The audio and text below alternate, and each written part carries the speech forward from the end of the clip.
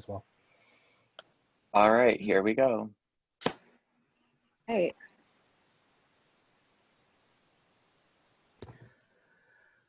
Well, hi everyone, and welcome to this webinar hosted by the New Jersey TCI Coalition. This is the New Jersey Transportation and Climate Initiative webinar. We have 3 panelists today. Our first panelist today is going to be Lauren Bailey, Director of Climate Policy at Tri-State Transportation Campaign. Our second panelist today will be Dan Quinlan. He's a senior consultant with Healthcare Without Harm. And our third panelist today will be Stephen Molk, who's the project implementation manager of the zero emission delivery at Ikea. And before Lauren gets started here, I just want to note that the Q&A box is open to everyone throughout the panelists today. So if you do have questions, feel free to add them to the Q&A box, and we will try to get to all of the questions once our final presentation is done. But in the meanwhile, if you have any questions or technical questions, you can throw them into the chat box, and I will try to answer them as we go along. But why don't we begin with our first panelist today, which is Lauren Bailey. Lauren, take it away.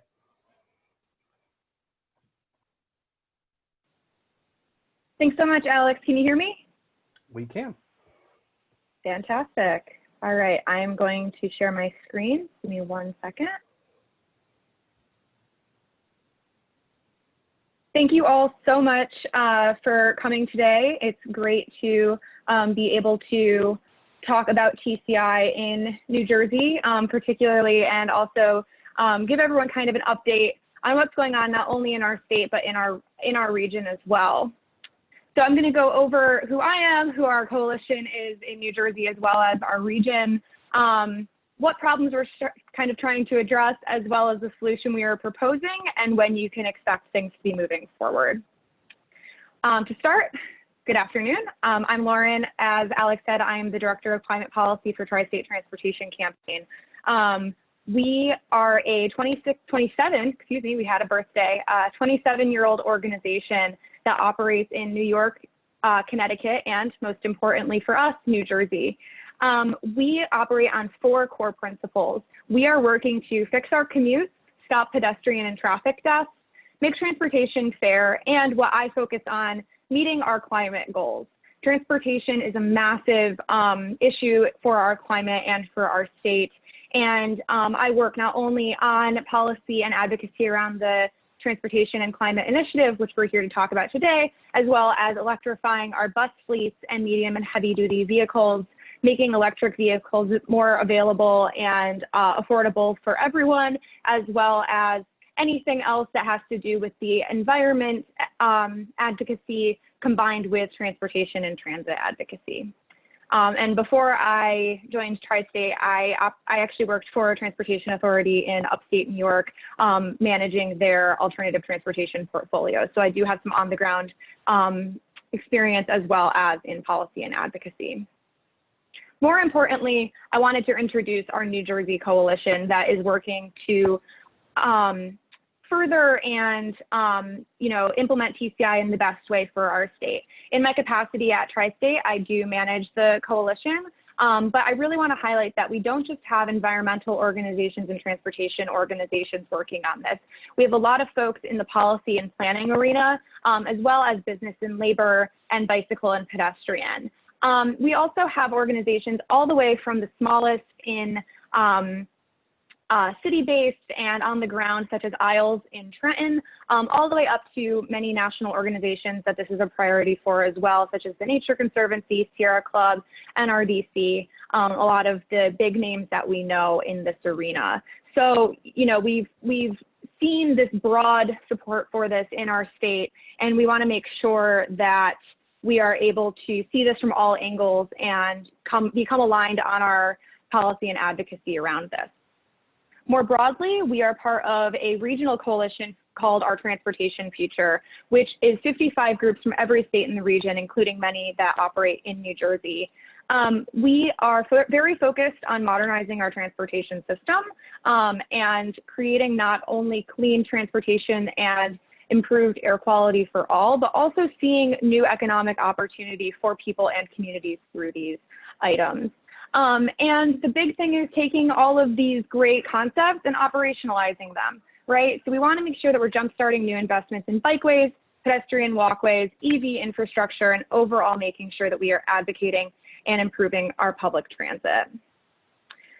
So the problem, transportation pollution is the broadest and highest percentage industry towards emissions in our state and in our region. So this graph is from Acadia Center and talks about our broader region over the last 26 years. As you can see, the energy sector and the electrical sector emissions have kind of peaked and went down very quickly after about 2010. They're down 26% from in 2016.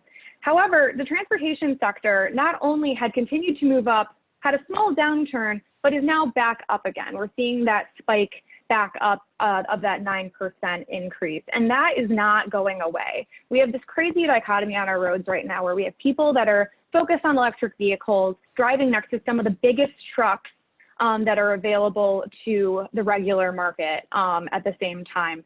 So it's a really odd time for the transportation sector, and that's just in single occupancy vehicles, let alone the delivery economy that we're living in, where we have a lot more delivery and freight vehicles on our roads than we have in the past as well. So these emissions trends are troubling. They also are very clearly here to stay. This is a really big issue that is clearly not going to go away without intervention. And transportation needs investment.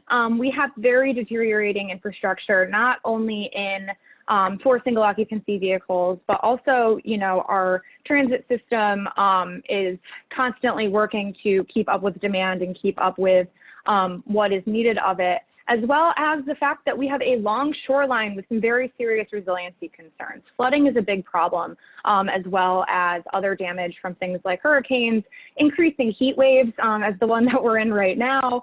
And it is a consistent issue that we are seeing. And also the newest thing is coronavirus response. We're seeing these headlines that bikes are being sold out because people are really going for active transportation and that sort of thing, which if you've ridden a bike on many of our state's roads, you know how much we need help with our transportation system and how bad of shape a lot of our roadways as well as our bikeways and off-road paths are as well. So this is something that we've known for a long time that we need this investment in. We need the funding for it, and it is not something that is going to be easier moving forward in our current situation. So what are we proposing? What is TCI? Besides a great acronym, TCI stands for the Transportation and Climate Initiative, which is a consortium of 13 states up and down the East Coast from Maine to Virginia that is their overall goal is to reduce carbon emissions and air pollution and promote clean transportation systems. So they have been very focused on three key issues: accelerating the zero emission vehicle markets and infrastructure to make sure that they are accessible to all, promoting walking, biking, public transit, and other solutions depending on where you are to fit your needs to move away from fossil fuel infrastructure. So, finding solutions that fit the scale of your neighborhood or your community. So if you're in an urban area, making sure that there are things that make sense for you, but also if you're in a very rural area, still finding those solutions for your unique transportation needs and challenges. And also, transportation can continue to be modernized. We have a lot of new technology that has revolutionized a lot of industries, but at the end of the day, most people's transportation needs are still served by the usual methods that we are very used to, depending on where you're from, right? We haven't seen technology used to its full potential to improve that. And you know, we talk about transportation and clean transportation is this important thing, but why should we invest in clean transportation other than we know it's the right thing to do? The Georgetown Climate Center, which helps manage the TCI consortium, found that investing $3 billion annually in these northeastern states would create more than 100,000 new jobs, put more than $13.4 billion into families' pockets in 2030 alone. In terms of commutes, we would be able to save up to 1.3 billion hours less in traffic in the region by 2030, which is a year that they kind of focused on because it is in the future of this program, and also save thousands of lives by reducing local air pollution, which is very poignant right now. It's something that is incredibly important. So, you know, as we've been talking about investing in clean transportation and how TCI and the TCI states have been interacting on these things, you know, the region has done a number of different listening sessions.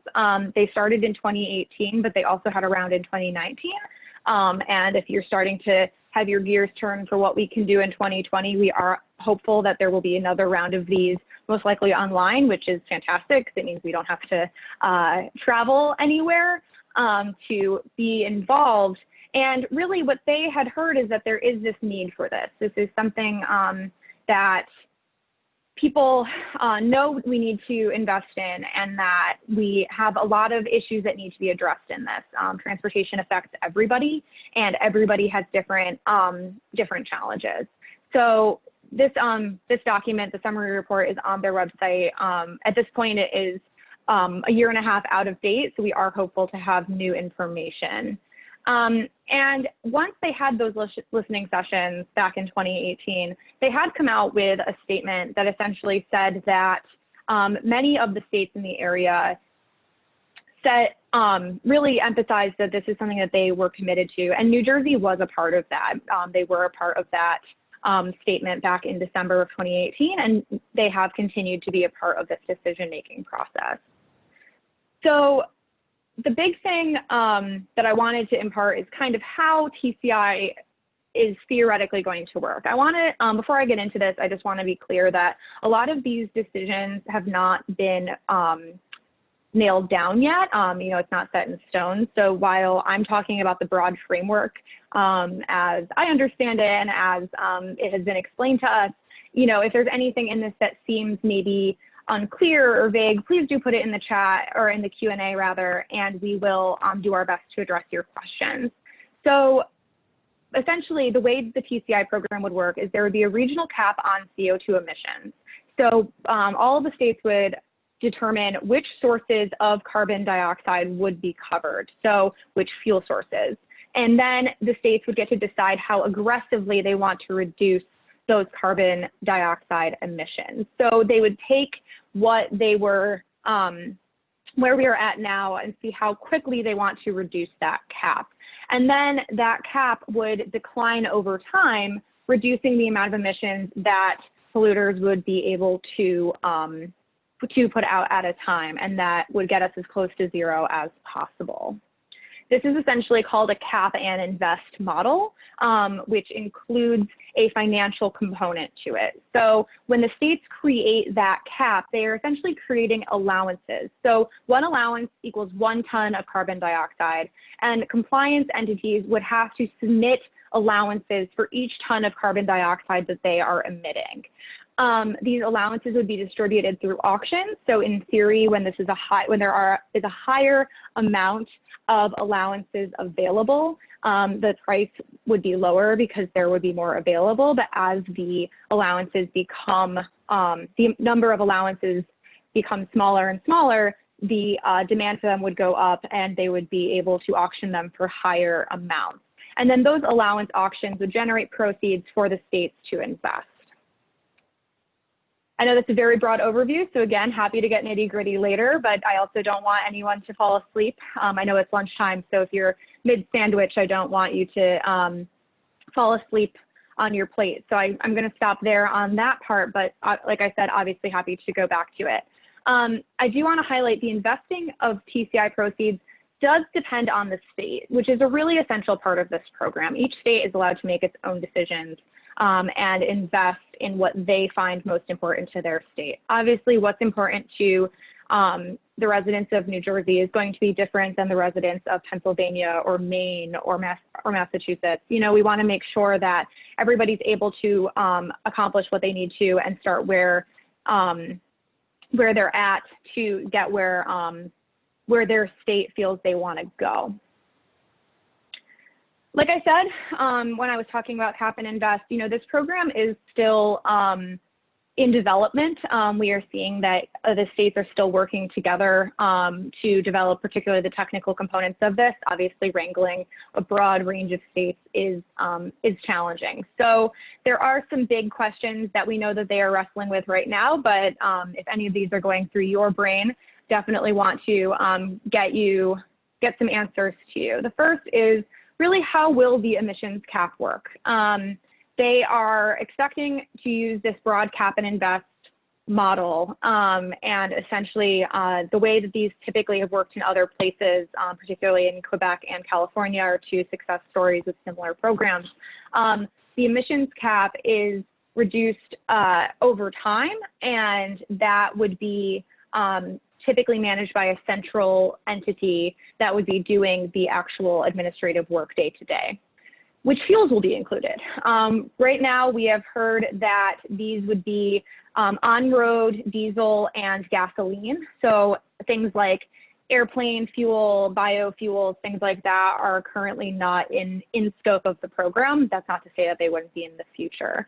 And also the places that this would be levied at would be what's considered the prime supplier. So when the fuels enter the states would be the time that this is levied. It wouldn't be, for example, further downstream, either at a gas station or something like that. So it would actually be levied at the point of distribution. Which states will be part of the final program? New Jersey has continued to be a contributor to this and a really important part of this process. We have unfortunately heard that New Hampshire has withdrawn for now. They're not currently part of decision making, and it has been a bit quiet from New York as well, although they still have staff that are participating in the decision making process. So that is still ongoing, fortunately. But you know, at the end of the day, we have these 13 states to begin with. There's nothing to say that other states may join longer term. You know, hopefully we want this to be as broad of a program as it can be, but we currently do not have a final decision on the states that will be a part of this once it gets going. And then there are a couple of other questions that really are outstanding. How ambitious will the program be at the outset? Obviously, as advocates, we want this to be as ambitious as possible to serve the residents of New Jersey, and we do hope to see a very strong program to make it as successful as possible. And also, what kind of price floor will ensure the program is effective? Kind of the same answer there. And this is a really important one that I really haven't mentioned yet, which is, are there ways to target localities of emissions to support environmental justice communities? It is a known fact that there are communities, whether they are near ports, highways, bus depots, or any other large sources of emissions, they have serious added burdens of air quality problems in their communities. And the thing is, transportation is a mobile industry. So while we are optimistic that we can find solutions, particularly around these clustered areas of increased pollution and poor air quality, this is a big part of why complementary policies are really important. We want to make sure that this is not just this program cannot stand on its own, especially to support and deliver the solutions that these communities need. So the two things that are under discussion, particularly in New Jersey among our coalition, are investments and complementary policies. So where do we want to invest this money, and what policies need to come with it to make sure that we are doing right by our residents? So while these are outstanding questions from our regional consortium, we do have a list here of investment areas that and these are very broad, that we as a coalition have agreed on that we find are the most important. First off, it is essential that we have to improve public transportation by investing in New Jersey transit, particularly now with the insane budget hole that has been blown in our entire state's budget. It is really vital that New Jersey Transit gets the money it needs to move forward, to get things, keep things on track and improve where they can, especially when we're talking about electrifying buses moving forward, as well as, you know, any other large infrastructure projects like improving rail, improving connectivity. These are things that we've discussed for years and years, and it is time to really put our money in it with any TCI investments that we can. Additionally, a lot of local clean transportation happens at a municipal level. So we want to make sure that we are supporting any of that planning and initiatives, especially things like complete and green streets that happen at a local level, and they may need the investment to go behind that. So not only seeing this as a state initiative, but also seeing that pull down to our municipalities. Similarly, rapidly expanding access to and usage of electric vehicles, not just electric buses, but any single occupancy vehicles for people who have the ability to electrify their single occupancy vehicle. I think that a lot of times we think of these as something that people can charge at home, for example, but we want to make sure that we have that public charging infrastructure. And the Senate bill that passed in the electric vehicle law, I have to stop calling it a Senate bill because it passed in January, S2252, which is now our law regarding electric vehicles and incentivizing and improving infrastructure for electric vehicles, really sets the guidelines for that, which is fantastic. Similarly, we want to aim to reduce pollution from medium and heavy duty vehicles. So freight, port electrification, a lot of these things that not all of us see on a day-to-day basis, but we know are impacting our communities. And finally, not leaving anyone behind in this transition. We want to make sure we are establishing a worker transition fund that would be able to finance whatever is needed for a just transition for workers in fossil fuel led industries. Similarly, we have a list of complementary policies. I won't go through these as in detail, but really our three big categories are compliance with environmental justice orders. So we not only want full compliance with Governor Murphy's Executive Order number 23, but also to establish a TCI oversight committee that doesn't just have folks, you know, frequent flyers on it in New Jersey politics, but also we are looking to find people that are affected by air quality, as well as people who are working to fix our air quality and endeavor to get our clean transportation system working for everybody. At a state level, we are looking to not only have state transportation mode shift goals to get people away from single occupancy vehicles overall, but set those VMT targets. VMT is vehicle miles traveled targets, and greenhouse gas reduction goals. So we have something to aim at, and so we have a clear indicator to the transportation industry overall that this is a priority for New Jersey. And more locally and in more of a construction and future planning phase, we want to make sure that we have complete and green streets policies in each of our municipalities to guide and direct their planning processes. Emphasize transit access in any economic development policy, which sounds very nitty-gritty, but has a lot to do with the way we allocate our economic development money in the state. And with that comes a carbon neutral policy screen for all new large-scale projects. So making sure that we aren't just looking at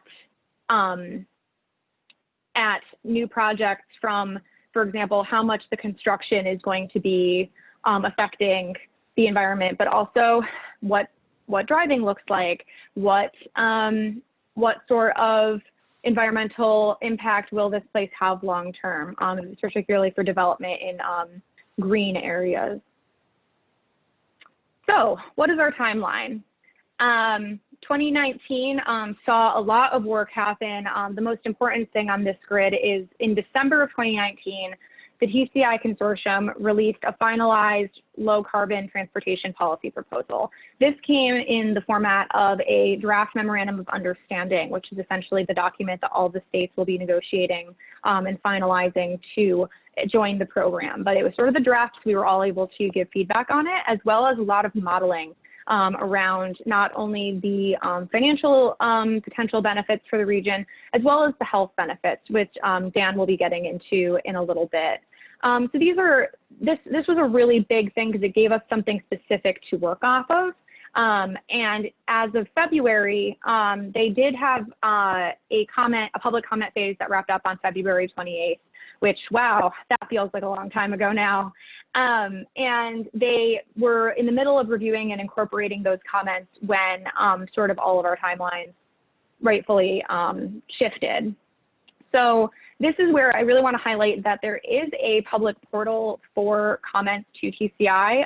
Their method thus far has been to have a public comment period whenever they put a document out, although you are able to put comments in at any time, and anyone is allowed to do this. We see them from everywhere from public citizens, just regular citizens, all the way up to large organizations, universities, and the like. So anyone is able to enter comments at any time into the TCI portal. As of February 28th, I want to highlight that the majority of comments were overwhelmingly positive for TCI across the region, as well as in New Jersey.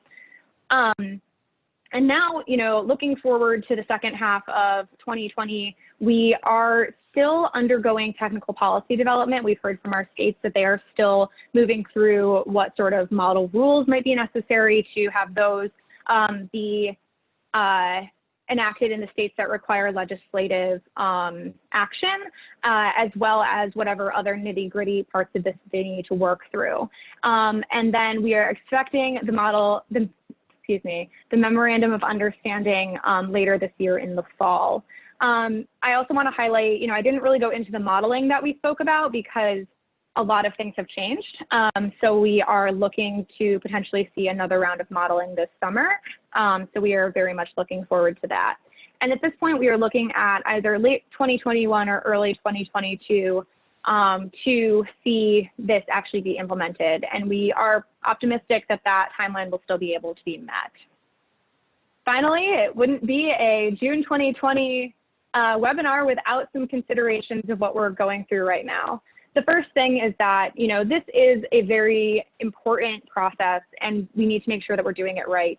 And a lot of the decision makers in each state have been occupied with pandemic response for the last couple of months. So where we were in February and the timelines we have, everyone's timelines have been impacted. So that's really our first consideration. The other thing that happened at the same time as COVID-19 hitting our state was gas price and oil volatility. We all saw gas prices tank down to 1995 levels.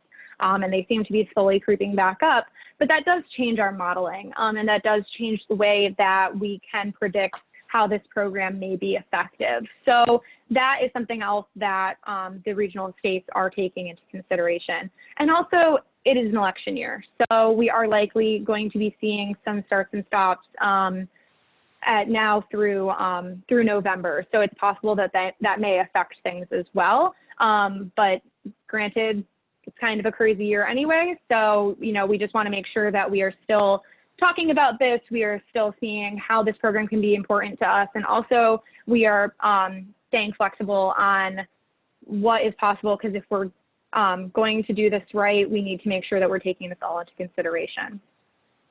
That's all for me. I saw a bunch of chats going. I saw a couple Q&As come in. So thank you so much. But I'm going to hand it over to Alex again now. And I really appreciate your attention. Thank you.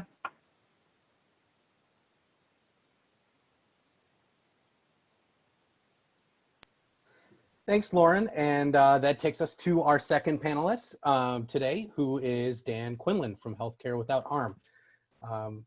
Dan, take it away from here. All right. Thank you, everybody. You can hear me, I hope? We can. All right. Let me do my screen share. And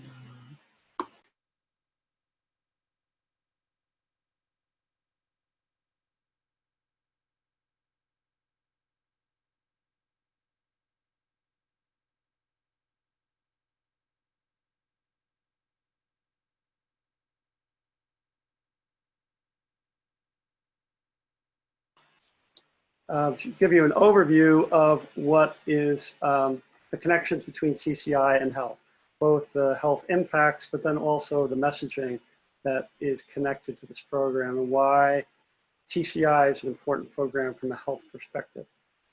So first off, let's see here.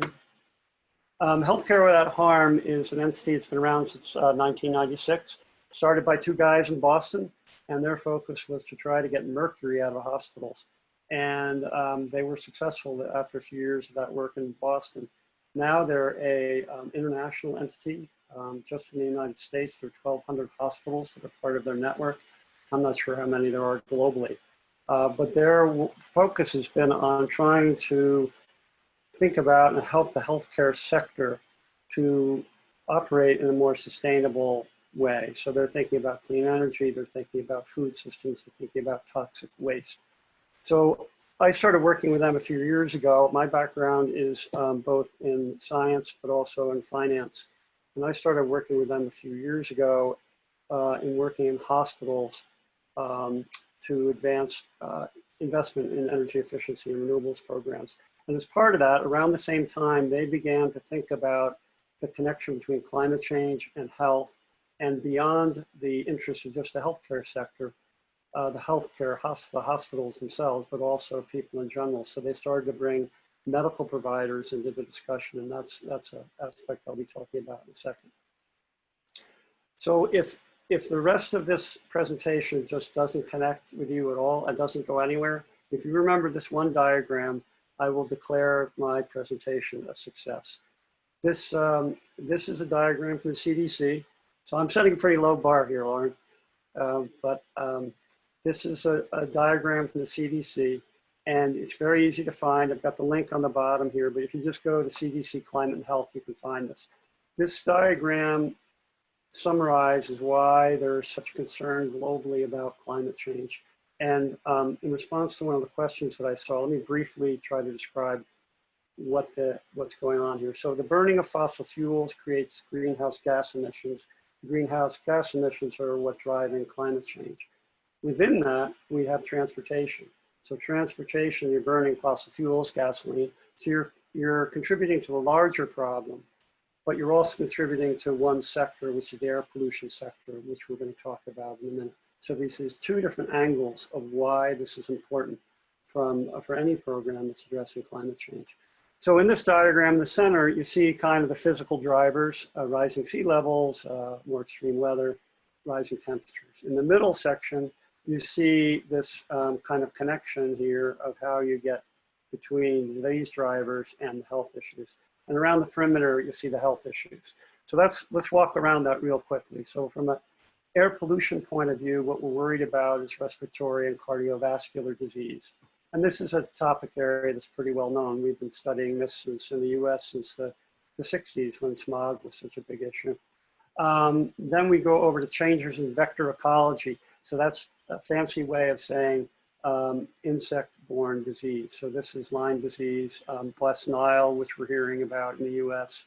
You're going to hear more about anaplasmosis. That is a disease that's we're seeing in the US, particularly in the Northeast. Then we go down to allergies. Allergy seasons are getting longer and more intense. I can tell you from personal experience, one of the reasons my eyes are red right now is because over the past few years, I've become far more sensitive to pollen and the increased pollen counts and the length of time. Then we shift down to water quality impacts.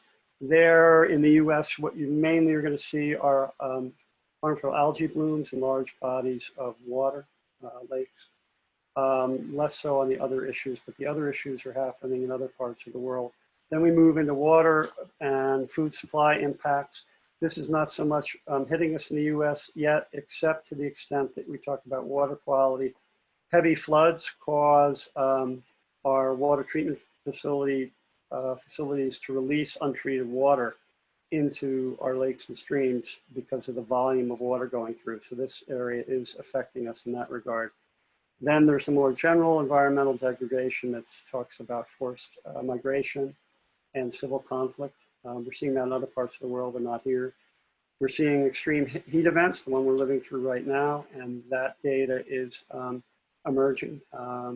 and showing itself to be a bigger problem. Then we have severe weather, which is the thing we think about with hurricanes and things. So all of these things are roll up to why we're so concerned about this problem.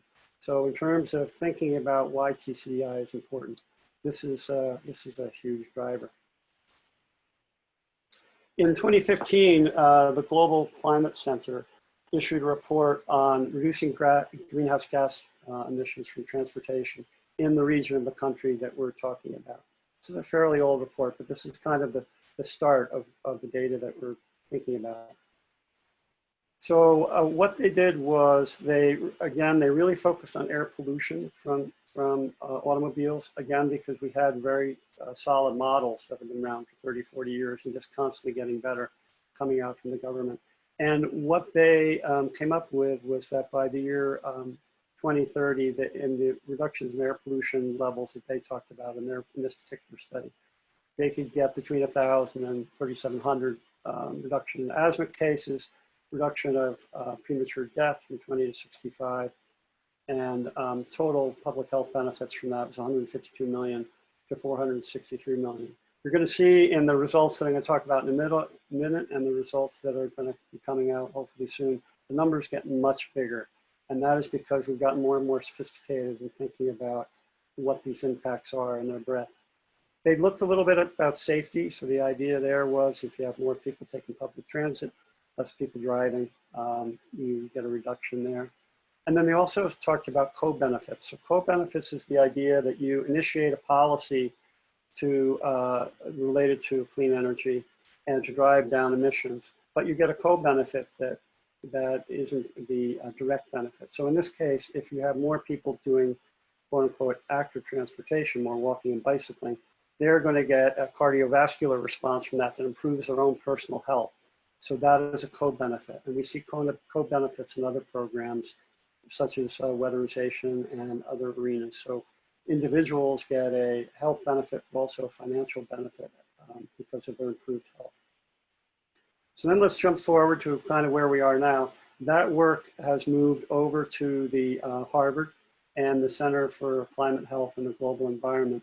They've taken over that work, and that's the data that we're going to be seeing. We're going to see some interim data in a second. And then that's the data that we're all looking forward to, and it's going to be tightly coupled with TCI. So that's being done by Boston University and University of North Carolina, and driven by this group at Harvard, which is one of the preeminent groups thinking about climate change and health in the planet. So what are the questions that they're thinking about? So what are the health consequences associated with changes in air quality and physical activity? So kind of what we were just talking about a moment ago. Some new things. How are they thinking about, or how do we see those changes county by county? So the beauty of that is we'll be able to get data for New Jersey as a state. And then also if we want to look at different parts of New Jersey, we'll be able to look at that as well. The next one is very much an increased focus, as Lauren mentioned, on vulnerable populations.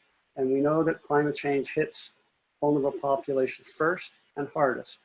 And Hurricane Sandy, Hurricane Irene demonstrated that to us. If you dig into that, you're going to find out that there are people who are still struggling from the ramifications of Irene and Sandy, and they're in those vulnerable populations.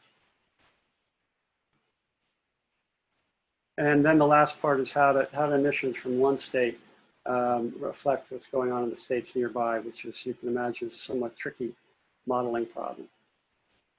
So they also are thinking about modeling scenarios that Lauren mentioned. So they have a base case. So base case is business as usual. So EVs continue to penetrate the market. Emissions in automobiles, standard automobiles, continue to ramp down. And that's business as usual. And the period we're talking about here is important, is from 2022 to 2032. So the modeling, at least as it's been framed so far, only goes up to 2032. Whether they're going to go beyond that, and when they release the data, we'll see. And they have three scenarios that they're looking at. So they have the reference case, business as usual. And then they have these three other scenarios where you put on caps at different percentages to bring the reductions down from 2022 to 2032, as it shows in the chart. The important thing to recognize here, the top is at 25%, but that's just what they're modeling. That's not necessarily saying that the policy goal for 2032 is going to be 25%. This is a modeling exercise. You have to think of separate from the policy. The policy could go to something different or higher. So what do they get out of this data? Well, in 2032, at the end of this, you can see the three scenarios, the three columns, and at the bottom, what we're interested in the grayed out area, you'll see some of the other metrics that they're looking at. But what we're interested in is the health benefits. So again, it's the asthma symptoms exacerbation. That's again, and well, both of these categories are mainly thinking about cardiovascular and respiratory disease related to air pollution. See the numbers get pretty big, 3 billion to 10 billion. But again, these are, as they've noted in their document, preliminary findings for illustrative purposes. So we can't get too hung up on these numbers. I would bet they're going to go up, and probably going to go up substantially when we see the results. So let's flip this now a little bit and talk about messaging and framing. So as this data comes forward, as the advocacy community tries to get more people interested in TCI, both the voters of New Jersey and the legislators, what are some of the things we want to think about with respect to health? So you're probably all familiar one way or another from something in school about Maslow's hierarchy of needs, which is what drives all messaging and marketing kind of things. And at the bottom, you will see I put a new box, and that says health, physical and mental. So if you look at Maslow's hierarchy of needs, really what it's talking about is mental and physical health, our well-being. So the driver of everything we're talking about here is really, that's the driver. And that's what the messaging tries to get to. Our challenge, another challenge in this, is that hierarchy of needs is thought about as us as individuals. How do we think about these needs? But what we really need to do to drive out of this problem is what's the community's hierarchy of needs. And health is an excellent way to get there, because it's a shared value that we all have, and drives much of our thinking all the time. So that is a reference point that we use in all our advocacy work in different parts of the country and the world. Again, go back to this diagram. So remember that what we're talking about is this upper wedge. So that's where the data that we're going to get, which is going to be useful, is going to be talk about that wedge. But we don't want to lose sight of the fact that this effort is attacking something actually much bigger than that. Problem is we can't model most of this, most of the rest of this. So that's why we're not seeing numbers on it. It's too complicated. Or maybe people will figure it out, or people are working on some of these wedges, but we're not there yet. Another thing that can be used from a macro level is, what are the world's largest medical and health organizations saying as a framing of the overall problem? So this is one example, but there's many that I can provide people. So the World Health Organization has declared that climate change and air pollution is the #1 threat to human health in the 21st century. More and more entities are coming out with those messages. If we drop down to things going on in New Jersey, and also what's happening with us today around the pandemic and COVID. COVID is teaching us a lot, and there's a lot of work going on trying to figure out how what we're experiencing with COVID, both the problem and the way we're solving it, can be used to illustrate to people both the problem of climate change from a health perspective, but how do we get out of it? So New Jersey 101.5 had a story, people hunker down leads to better air quality in New Jersey. And there's a quote in here from a researcher at Rutgers. If you look around, you'll find quite a few stories that are talking about air quality in New Jersey. There's going to be a webinar tomorrow that's going to talk about this specific topic and people tracking what's going on with respect to air pollution and its reduction during the time of COVID. So that's going to be an interesting webinar to drop in on. We have the information here, on this slide, but also you'll see it in the chat box, I believe, and we can also be following up with people. So we hope you'll attend that. We also have the idea of a community response. So you're going to see, I'm sure you're very well aware of this. There's a lot of stories about what's happening in New Jersey and both the response within the medical community, but also how people are gathering together to support each other in the time of the pandemic. And so that also is a very powerful story. And it also is very powerful from the perspective of one of the things we do is we typically will have clinicians, doctors, nurses, PAs, speaking on our behalf, trying to speak the messages that we want to bring forward, because there are still trusted messengers among the community. Well, the pandemic has only risen their stature in the community, especially in places like New Jersey and New York. So there's an opportunity here to engage those people in to this conversation about TCI and help the public and legislators to understand what we're trying to do. So that's an angle of the work that's going to be going on.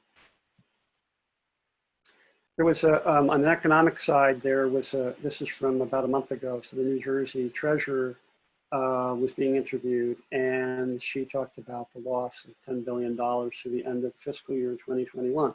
And this is a jaw-dropping figure. This is from the pandemic. So think about the circle that I had before. Think about the pandemic.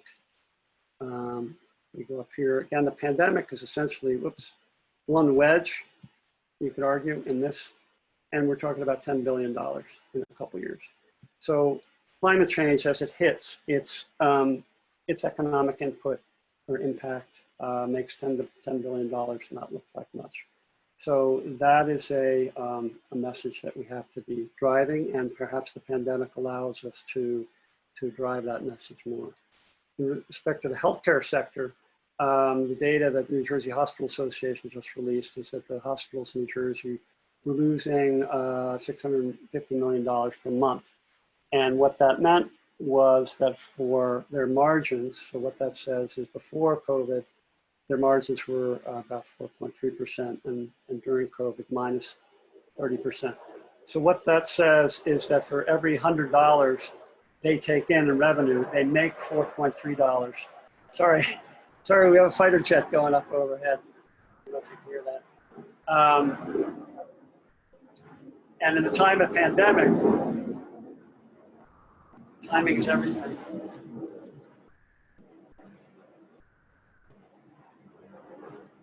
In the time of the pandemic, for every $100 they take in, they're losing $30. So obviously, that is a massive problem. So this is an angle by which we bring in the healthcare sector, among others, into this conversation. So I'll wrap up with our message as the healthcare sector is there's a financial implication, but we're also more easily than others able to bring in the ethical and moral reasons why we need to attack that whole circle. And I use this quote from Nelson Mandela. There's lots of wonderful quotes about that. And the hopeful thing that we have as Healthcare Without Harm, and as folks who work on this from a health perspective, is we're seeing, I think, communities coming together to solve or attack the problem of the pandemic, and also thinking about racism and other things. So we may be seeing the shift that we need to move forward on this particular problem, and that's the primary focus of our engagement in this whole project in New Jersey. So we're looking forward to continuing that dialogue. And with that, I will turn it back to you, Alex. Great. Well, thank you very much, Dan. Again, that was Dan Quinlan from Healthcare Without Harm. Before we begin with our next panelist, I just want to remind everyone that the Q&A box is open. We have been receiving some questions, and we will address those questions after the next panelist, which is Steve Molk from Ikea, is finished. If you do have additional questions, please throw them into the Q&A chat box, which I might note is different than the actual chat box. If you have any specific questions about technical questions, needing additional info, that sort of thing, you can throw that into the chat box, which is different than the Q&A box. But with that said, we are going to turn it over here to Stephen Molk from Ikea for his presentation, and go ahead. Great. Thanks, Alex. I hope everybody can hear me. Thank you, Lauren and Dan, for your presentations. Very nice. I will share my screen now. Here we go. Hopefully, everybody can kind of see that. Okay. So first of all, a little bit about Ikea. These are kind of our sustainability chops here. The you know, we've been involved in sustainability in a lot of different ways for a long period of time.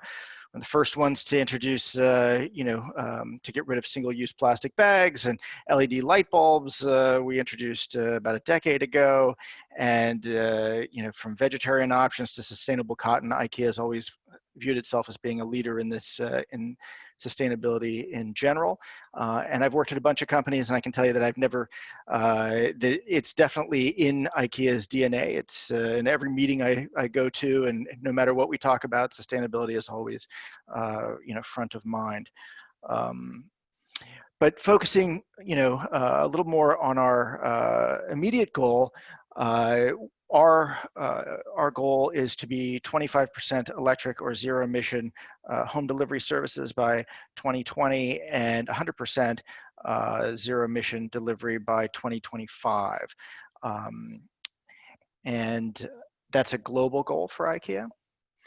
Here in the US, which is in my purview, our ambition is to be 100% electric in 2 cities in the United States this year, New York and LA, and by 2025, all of North America. So pretty ambitious goals, I would think. Now, at first glance, you know, when you look at home delivery, really should be perfect for electrification, right? Because home delivery they're usually, you know, local transport.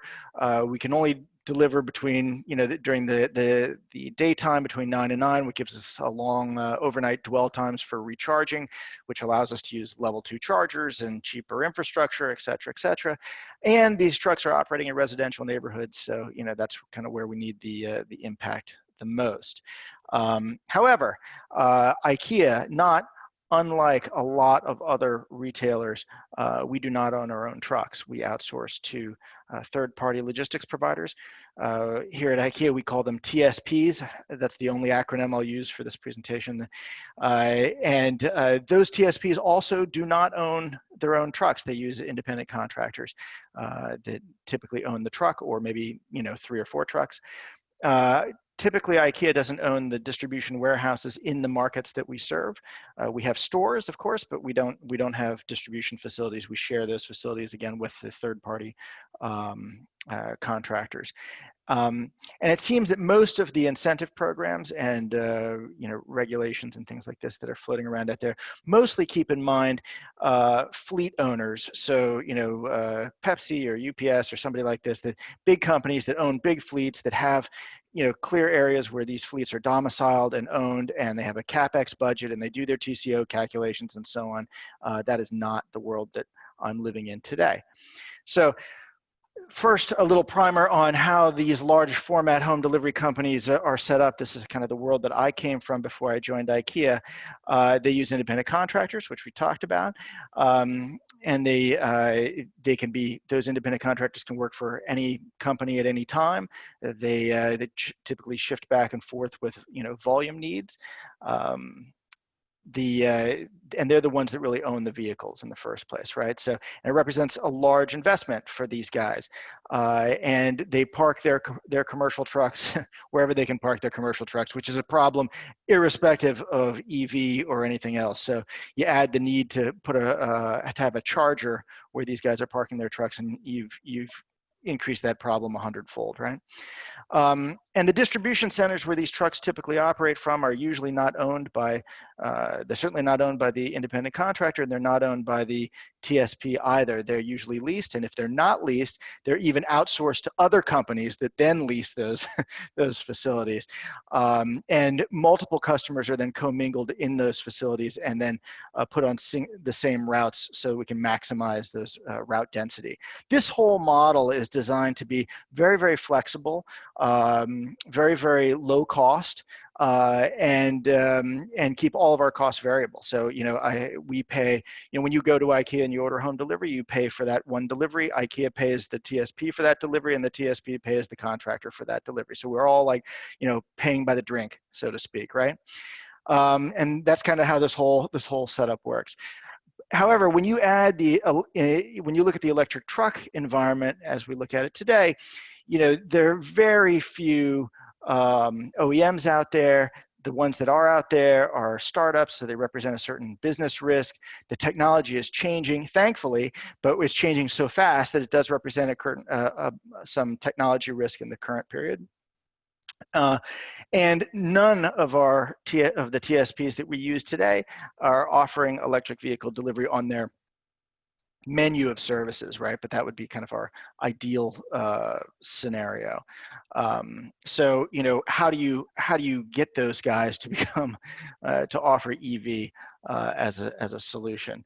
So, some of the things we've done is we've been talking to a lot of leasing companies and rental companies and things like this to try to get those guys to do the fleet acquisition and then lease the vehicles to the TSP or to the independent contractor. This has got a number of challenges involved with it because we're really asking ultimately the IC, the independent contractor driver or the contract carrier, to make a big investment in electric vehicles. And they're probably, of all these big parties that we're dealing with, they're probably the least likely or least able to pull that off, right? And it's a big commitment for them.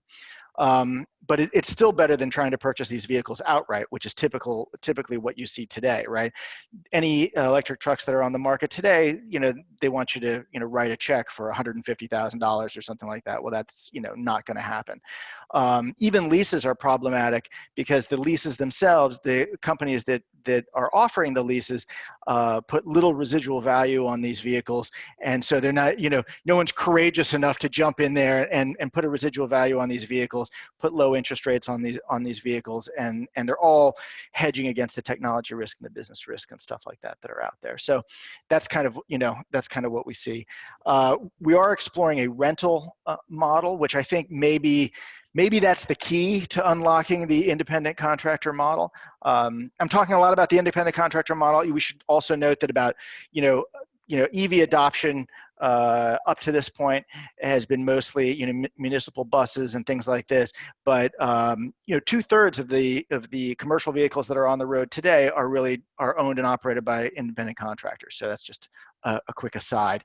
But the rental model, getting back to the rental model, this helps to de-risk the independent contractor because they can get into a vehicle, maybe they can rent it for a week, they can try it out, they can see how it goes, and they don't have to make a long-term commitment to EV right away. And so I think, and then their own credit profile is maybe less of an issue with the rental companies than it would be for like a lease or something like this, right? So that's kind of what we look at when we look at the EV truck environment. And then on the infrastructure side, this poses an almost bigger challenge because, like I said, we use third-party warehouses, and we're not going to install chargers at someone else's warehouse, particularly someone else that has a short-term lease or is outsourcing it to somebody else that has a short-term lease. So, our real estate is really where our stores are. So we're very limited as to where we're going to put these chargers. We lose those commingling opportunities at those warehouse facilities that we share with other TSP customers, right? So,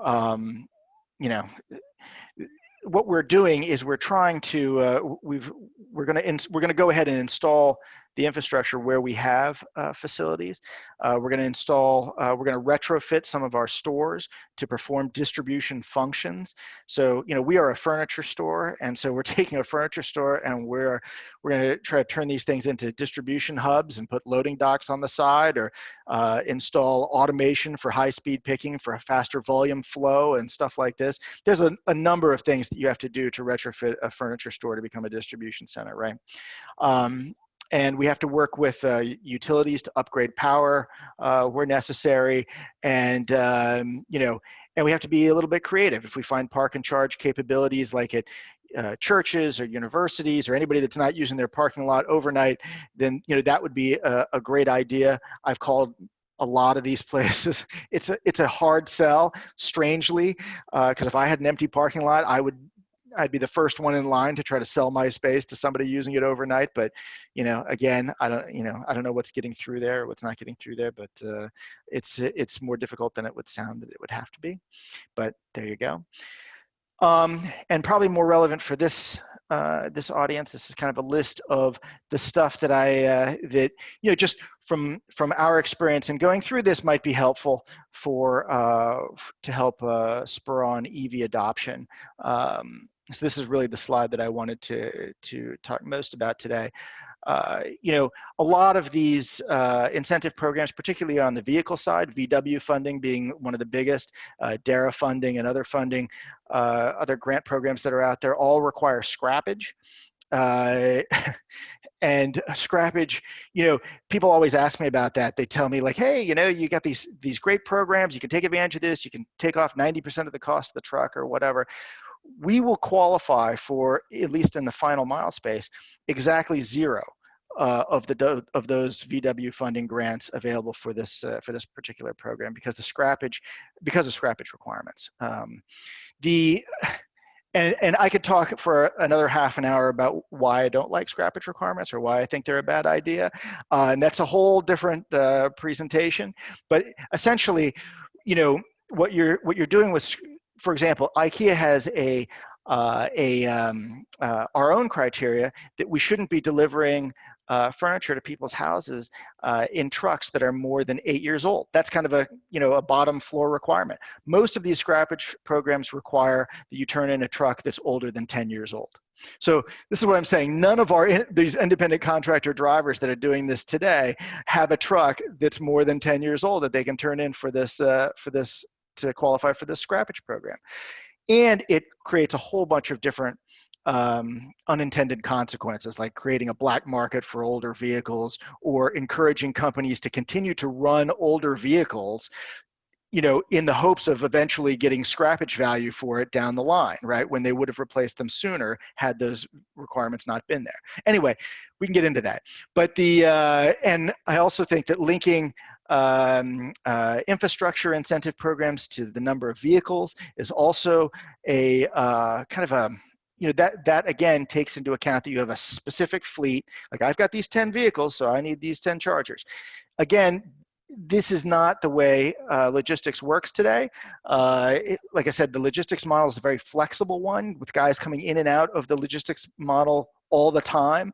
And so you really need a lot more chargers than you do trucks, right? You want to, it's like asking the question, you own one car, how many gas stations do you need? Well, you need a lot of gas stations because you drive all over the place. This is the same problem with chargers. So linking vehicles to chargers for these infrastructure incentives like this, I think, is a mistake. Again, we talk about that some more. The incentives for used vehicles. So there are a lot of incentives, like these VW funding incentives for new vehicles and things like this. I'd like to see some support for used vehicles. That could also come in the form of support for residual values of these vehicles, because ultimately a lot of these independent contractors buy their vehicles in the secondary market, maybe the second life of the vehicle, to reduce their cost, and so they're And that's really where we need to see kind of EVs progress to create a nice secondary market. So, and it also will give the finance guys a little bit of confidence to support residual values and things like this in the future if they see more of a market for used vehicles. Support for rental utilization and rental programs, that could be a support for maybe creating a floor for rental utilization of EVs within a market and that kind of thing, because that will help push rental companies into the market to offer EVs as rentals to independent contractors, which is the big barrier of entry for independent contractors in commercial vehicles, right? So I think that's a whole thing that we should be exploring. And then, of course, all the regular stuff that we can do to help EVs on the road, some of which is already happening today. We can reduce or eliminate tolls. We can allow commercial EVs to use HOV lanes or bus lanes or receive preferred parking, which I've seen floated around in some of these voluntary zero emission zone ideas, which I think is also a great idea. Parking, particularly in urban areas like New York, becomes, it's a huge hassle. So anytime you can get preferred parking is great. More public charging, obviously. I think everybody's kind of on to that idea in terms of, light duty cars and stuff like this. But we'd also like to see more overnight parking for like level 2 charging. If you imagine, a home delivery truck, particularly a furniture home delivery truck, has got 2 guys, sometimes 3 guys in the cab, to deliver this furniture. If they have to stop even at a fast charger for an hour, you've got your expense for 3 guys sitting around, twiddling their thumbs for an hour is far greater than than some of these other expenses that they'd encounter. So I think that, if those guys can charge up their vehicle to a full charge overnight while they're not there and not incurring labor costs, that is really, what needs to happen. So more overnight parking. I mean, I'd say more overnight parking for commercial vehicles in general, but particularly for electric vehicles, this becomes like super important. Independent testing of commercial vehicles. I can't tell you how many OEMs I've spoken to and looked at, and everybody wants me to do like ride and drives or come around and kick the tire. It's a truck.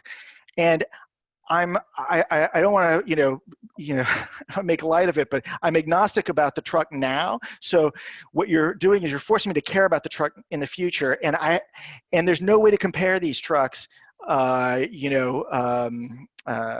realistically, or I have to read their sales brochures, and this guy says their truck can go 100 miles, and that guy says the truck can go 200 miles, or this guy says, and no one's comparing these things apples to apples. There's no EPA to tell me that this thing under standard conditions gets 30 miles to the gallon or 100 miles on a charge or whatever it is. So when it comes to commercial vehicles, I mean, we are in the dark and feeling around in the dark, which certainly does not inspire any confidence for the finance guys or the independent contractors making commitments to vehicles. It's really a trust game at this point, and it doesn't need to be. And we really need more demand incentives for customers. We talk about supply incentives and things like that about, getting guys into trucks and that kind of thing, which, is super important. But also on the demand side, how do we get customers to really demand electric vehicles? From Ikea's point of view, the more customers that demand electric vehicles, the more likely it is that our TSPs are going to offer electric vehicle services on the menu. And then once they offer those services on the menu, then I can stop building gas stations, and I can start essentially building my own gas stations at our stores. I can stop, shopping for vehicles and dealing with leasing companies and all of that good stuff, which we shouldn't be doing. We're a furniture store. We're not a transportation company. We shouldn't be engaging in this way necessarily. And so that's kind of the hope for the future. But the demand side incentives really help spur that on. So restricted areas for ICE vehicles, this is something we've seen successful, obviously, in places like China, but also that are rolling out in major cities in Europe.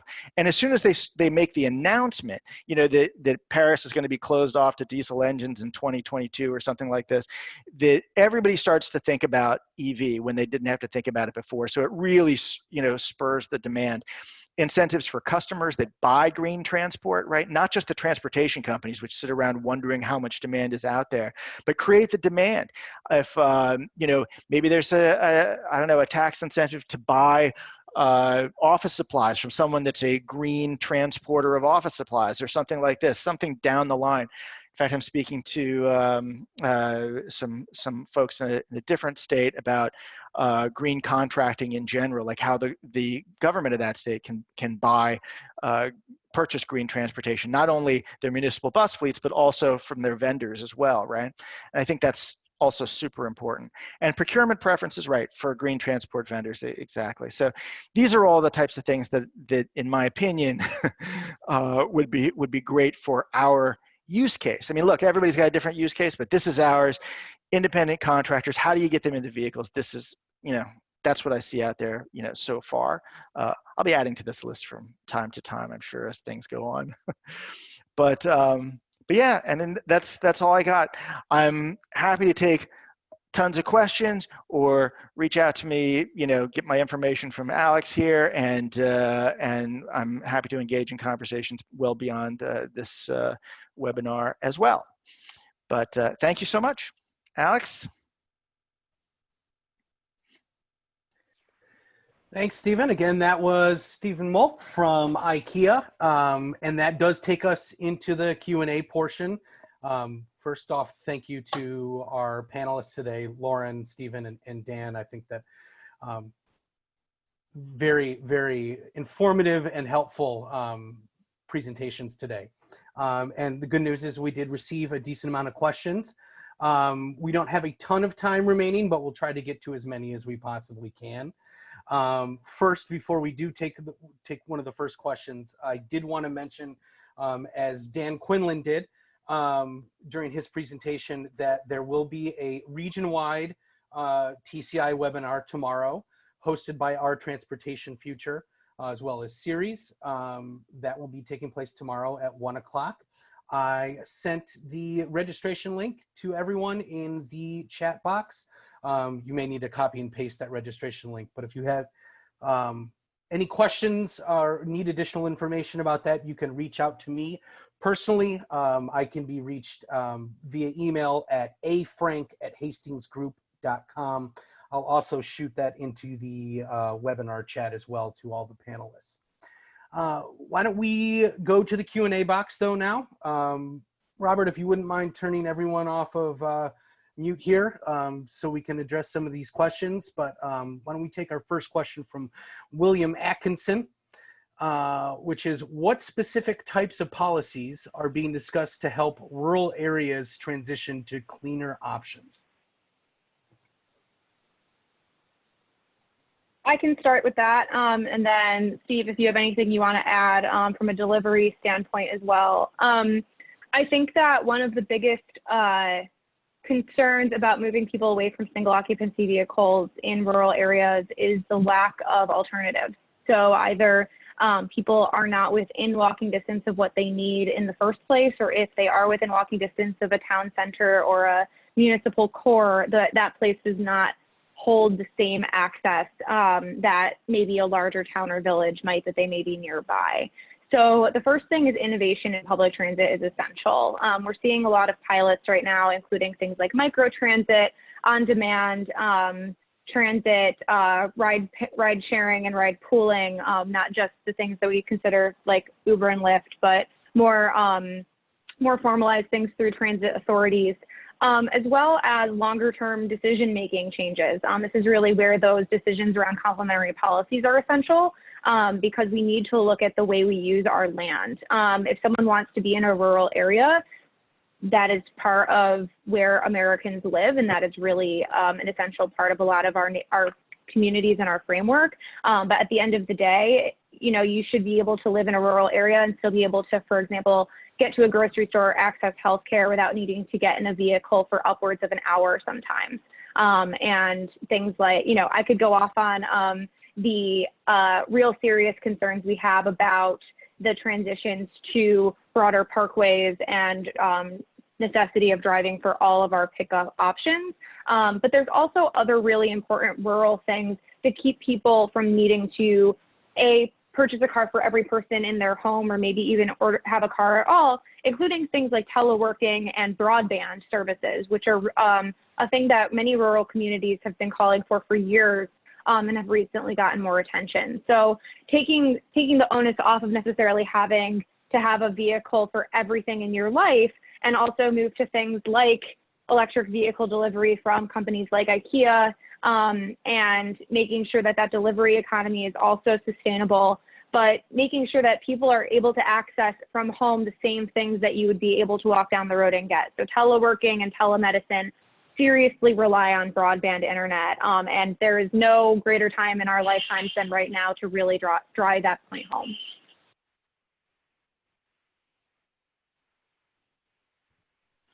No, I would agree. I think that those are the good. I don't know much about on the policy side, but rural deliveries from a delivery point of view have always been kind of challenging. And I think a lot of the stuff that drives sustainability in terms of final mile to rural deliveries is unfortunately kind of it has more of an economic influence. For example, combining deliveries to go out to a rural area. Sometimes that means that, delivery areas in the delivery days of service are reduced for rural areas. So instead of sending one truck, with one delivery in 3 days in a row, you send one truck with 3 deliveries on it to, on a single day, for example. Those types of activities, which are in the best interest of IKEA, because it reduces our cost ultimately, and in the best interests of the environment at the same time.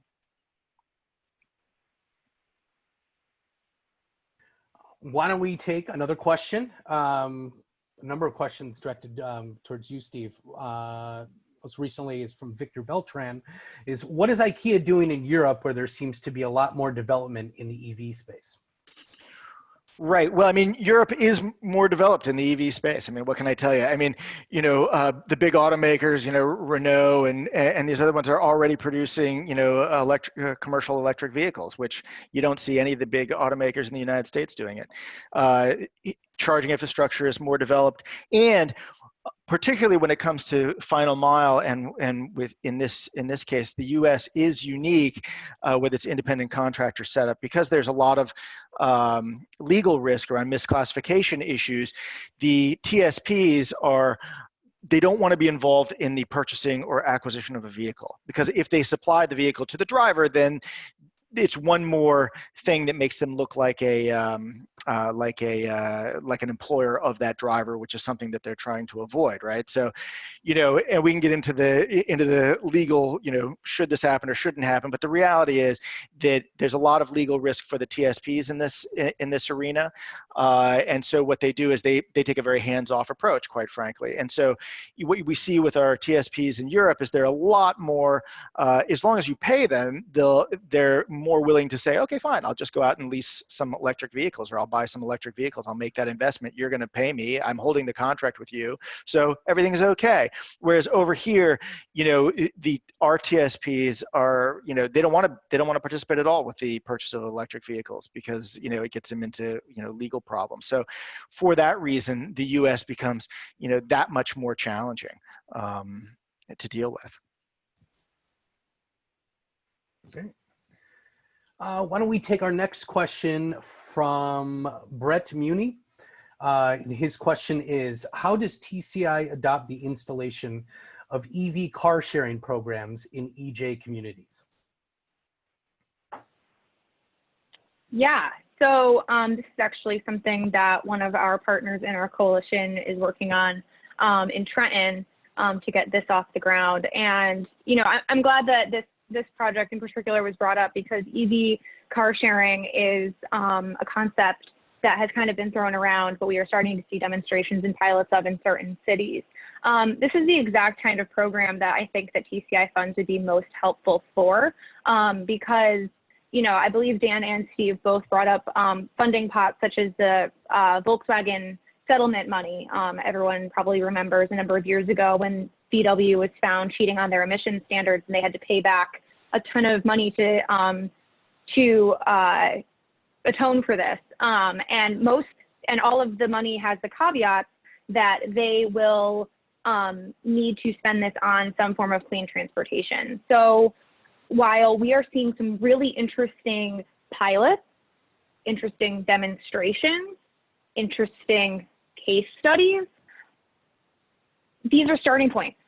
Something like EV car sharing in EJ or EJ areas is phenomenal, and we need to be highlighting that these programs need money to operate. Car sharing, similar to ride share, bike share, any of these shared economy transportation options typically require a subsidy to make them affordable for most people. And in particular, if we're looking at a low socioeconomic status community, we need to make sure that it is affordable for in their scope long term. So if we're going to have these pilots begin, we want to make sure that we have the funding behind it to push these forward.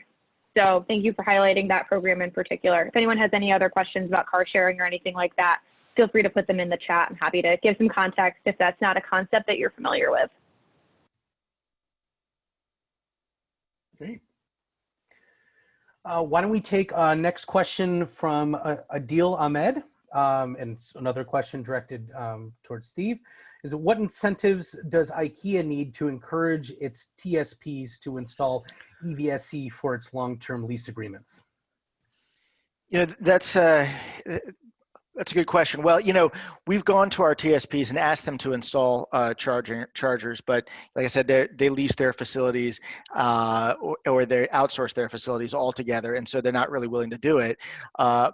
Particularly in California, I asked our TSPs, like, let me speak to your landlord. There's so many incentive programs out there. You know, we'll put the chargers in for free. You know, we'll get the electric pulled for free. We'll pay for the charging facilities. You can charge us back for the electricity or overnight parking or whatever you want. You know, you'll get an extra income stream. We'll add value to your asset, which is essentially the parking lot, and it'll all be at no cost, no upfront cost to you, and people aren't willing to do it. I mean, it's that crazy. So I think that there's that. But as far as what IKEA is offering to our TSPs is we're offering essentially two things. We're offering one, we're willing we're willing to pay we understand that the cost comes at a cost. So we're willing to pay more for delivery. So we're trying to secure the kind of the demand side of that equation and saying, we understand that EVs will cost more in the short run. So we're here to support that. And, to the extent that we need to be involved in supporting the financial model or the business model that creates a leasing environment or an EV rental environment that facilitates adoption, that IKEA is willing to, stick its neck out there and say, we're willing to make some, whatever we have to do. Guarantee this or that to make sure that the environment is created for EV adoption. So we have to work on both sides of that equation. Thanks, Stephen. Let's take a next question from Katie Sidebottom or Botham. I'm sorry if I mispronounced your last name. Her question goes, could you discuss some of your discussions you've had with EJ organizations and their response to your initiative? I mean, me personally, we try to, we've engaged a lot of different parties. We haven't actively engaged EJ organizations yet, but we'd be happy to do that. I know that we'd, with some of our other efforts in participating with some of these zero emission zones. We're participating in one in LA, and we're trying to put one together in New York City with a couple other partners. In those arrangements, we'll be kind of seeking out EJ organizations to help with that, but haven't done that yet, just because our goal is, at least my goal is pretty crystal clear. We're supposed to do like all of LA, right, or all of New York, and so I'm not picking and choosing the initial goal, so to speak. So we haven't engaged them yet, but would be happy to. Yeah, I would add on to that many environmental justice organizations have been part of conversations. Not all of them are in support of TCI. There are some ideological differences in the approach to TCI that many different organizations have taken. So while Cap and Invest is a market-based framework, there are other options out there as well. I think that the main takeaway from a lot of these discussions is that we're all on the same page on our goals. And for most of the actions that we are looking for our states and our region to take, we do agree. It's just that there is some, there are some different approaches on how we want to get there. So I think that while we have heard some positive and some negative from many of the EJ organizations in our region, it is something that we want to make sure that we are keeping these voices at the table and that we are listening to them as this framework gets developed. This is a new program, and as I've mentioned, this is a program that is still in development, so there are still these opportunities to listen. You know, as I mentioned about the program itself, none of this has been carved into the mountain yet. So I think that this is really an important component of outreach and discussion. So, you know, I welcome those discussions in New Jersey in particular, and I know that many of my counterparts in the other states do as well. I think we'll take one more question here before we close. One last question from Elizabeth Stein. What are the prospects of including compressed natural gas, including upstream methane greenhouse gas emissions? And I'm assuming that's in reference to the TCI program.